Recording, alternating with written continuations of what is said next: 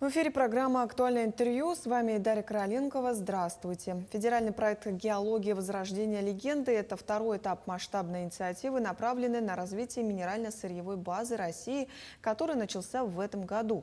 Проект предусматривает разработку новых месторождений полезных ископаемых по всей стране и возрождение достижений советских геологов, которые установили рекорд по разведке месторождений. Где ведутся геологоразведочные работы в Якутии, мы сегодня поговорим. Наш гость в студии Максим Терещенко, министр промышленности и геологии Республики Саха-Якутия. Максим Викторович, здравствуйте. Здравствуйте. Расскажите, как вообще продвигается в республике федеральный проект «Геология. Возрождение легенды»? Перво-наперво, я уж разрешите телезрителям скажу, что это правильная история во многом. Она инициирована главой нашей республики Арсеном Сергеевичем Николаевым на встрече с президентом Владимиром Владимировичем. Наше геологическое сообщество готовило не один день и месяц эту историю, потому что это не одномоментный факт, это не вопрос одного года, это проект на десятилетие.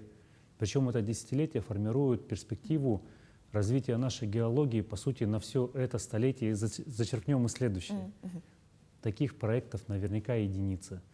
И соответственно, очень важно, что он затронул у нас теперь не только Якутию, распространился на весь Дальний Восток, на всю Сибирь, что особенно отрадно нашему большому коллективу геологов. И вот что на сегодня? В этом году, 25-й год для нас знаковая дата, он стартовал, он сегодня уже затрагивает 8 районов.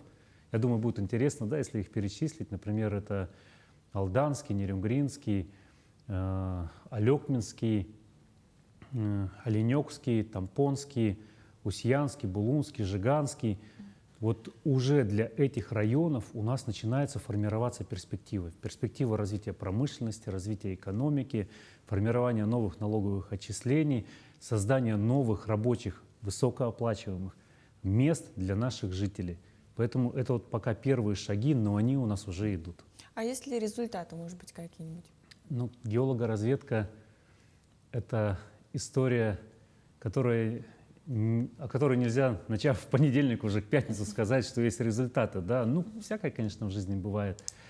Когда формируется план разведки, поиска месторождений, у нас всегда формируется минимум 3-годичный цикл. Соответственно, сейчас наши геологи ведут изучение документов, они выезжают уже на места, изучают геологию, подходы к местам своих будущих работ, проводят различные работы, топографо-геофизические, геодезические на местах.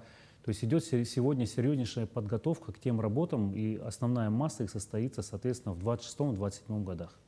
А вот вы перечислили районы, в которых этот проект действует. А какие районы первыми встретили реализацию проекта?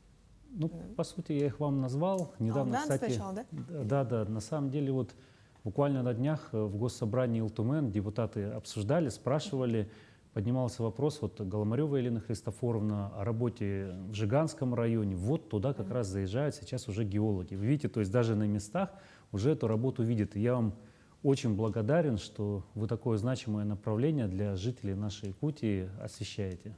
Финансирование работы в рамках проекта идет за счет федерального бюджета или привлекаются какие-то частные инвестиции? Вся задумка изначально была, еще недавно, буквально лет 7-8 назад, были серьезные споры на федеральном уровне, а кто же должен вести такую стратегическую геологоразведку, частный бизнес либо государство. Хорошо, что увидели, что действительно системный подход, который смотрит не просто на год, на 3, это краткосрочное планирование, а на десятилетия вперед, может обеспечить именно государство. Ну и, конечно, отдельные недропользователи. Поэтому финансирование по проекту «Геология. Возрождение легенды», где, я напомню, Якутия выступает пилотным регионом, ведется полностью за счет средств федерального бюджета. Из цифр на 25, 26, 27 годы в федеральном бюджете предусмотрено почти 18,5 миллиардов рублей только на Якутию, представьте себе. И очень важно, что они, конечно же, смотрят и на организации, которые работают на местах, привлекают научные институты, привлекают тоже предприятия для того, чтобы качественно и в срок эти работы выполнить. Планируете ли вы традиционно вот в будущем больше внимания уделять вот нефтегазовому направлению, например?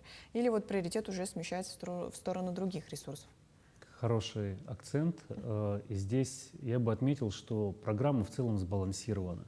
В этой трехлетней программе у нас 25 объектов получается, и из них 10 объектов — это твердые полезные ископаемые, 10 — углеводороды и 5 — это региональные картосоставительские работы. Вот что такое твердо полезные ископаемые? Это работы по поиску вольфрама, графита, золота. Но у нас в перспективе и олово, редкоземельные металлы, сурьма, уголь. То есть видите, насколько многогранно все нам предстоит увидеть и узнать. Вот 2-3 года назад были большие открытия по месторождениям. Вот как вы считаете, может ли означать, что в принципе все крупные перспективные месторождения углеводородов Якутии вот они вот открыты? Вот, наверное, не вели такую работу масштабную среди наших детей. У нас вот работает в Центре геологического образования уже геологический класс. Ребята сейчас получают свою первую профессию. Не вели бы такую профориентационную работу, чтобы этих ребят ждали на производстве, если бы все вместе не верили, не ожидали этих открытий. Но зачастую для геолога это дело всей жизни для того, чтобы найти свое месторождение, получить знак первооткрывателя. А у нас только по нефтегазу за последние 5 лет 12 открытий. Мирнинский район, Ленский, Алекминский, даже всем хорошо вроде бы известный, понятный Вилюйский район, к примеру, месторождение Туги, Менщикова, Кульбердинова, вот тоже хотелось бы еще раз отметить в год 80-летия Победы. И такие открытия точно будут, и не только в нефтегазе. По золоту у нас, к примеру, месторождение Роман, почти 50 тонн золота, Токинская, Мангазейская, тонны серебра. То есть и эти примеры можно продолжать, и они точно еще будут. А стоит ли ждать вот крупных открытий вот в следующем году, например?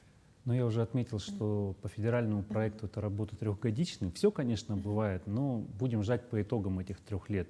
Но я уверен, что наши частные компании, они у нас ответственные, подходят серьезно, тоже могут внести свой весомый вклад. Есть ли, вот есть мнение, что искать вот полезные ископаемые у нас в республике уже негде, вот, и все перспективные найдены, и нет дальнейшего развития, да, вот. Вы согласны с этим утверждением? По моему скромному мнению, и мы все сделаем для того, чтобы это с большим нашим коллективом геологов, который будет пополняться новыми кадрами, мы точно это опровергнем, поэтому абсолютно не согласен. Но только по нефти у нас прогнозные ресурсы по Арктике 845 миллионов тонн, по газу почти 2 триллиона кубометров, не говоря уже о всех других видах полезных ископаемых. Поэтому поживем — увидим. Что вот по находкам подземных вод? Вот поподробнее можно, вот в каких районах гидрогеологи ведут работы? Спасибо еще раз, что вы затронули этот момент, потому что Министерство промышленности и геологии республики прекрасно понимает, что вода нашим людям нужна. Ведь зачастую вот сейчас заготовка льда уже на реках, да, ведется для того, чтобы зимой быть обеспечено. А куда лучше, если бы это был водопровод?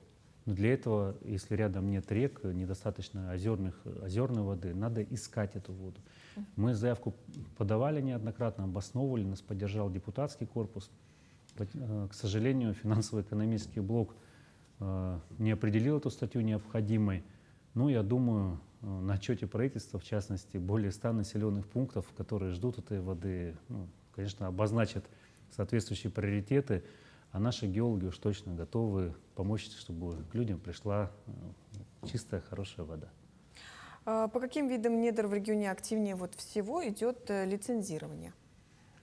Приоритет у нас компания определяет, это и курс, соответственно, на биржах сегодня формируют, это золото. И здесь отрадно, что очень много именно поисковых, геолого-разведочных работ.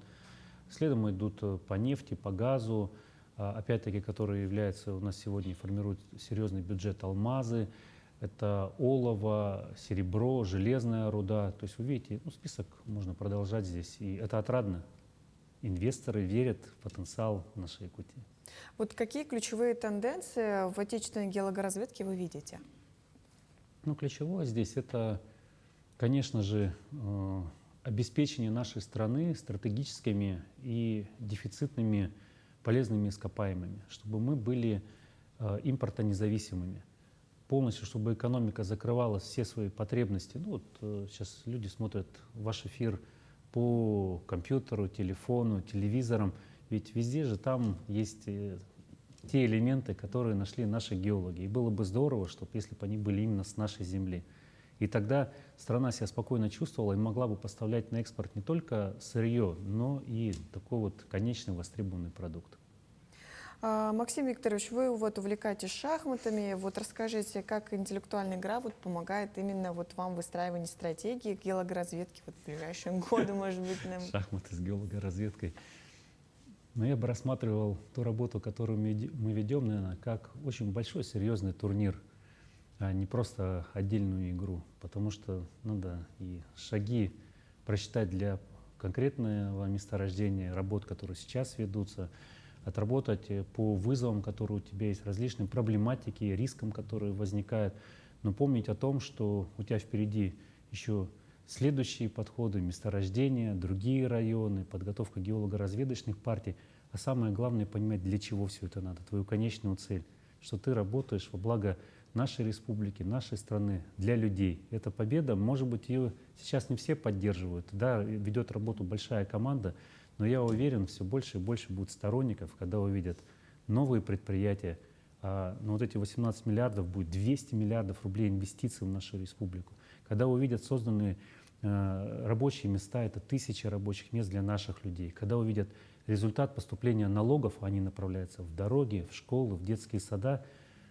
Поэтому работа очень большая, и видеть надо задачи не только сегодняшнего дня, но и смотреть далеко вперед. Спасибо, что сегодня, Максим Викторович, к нам пришли. На такой вот нравственной и моральной ноте мы закончим. Спасибо вам, удачи всем. Это была программа «Актуальное интервью». До встречи.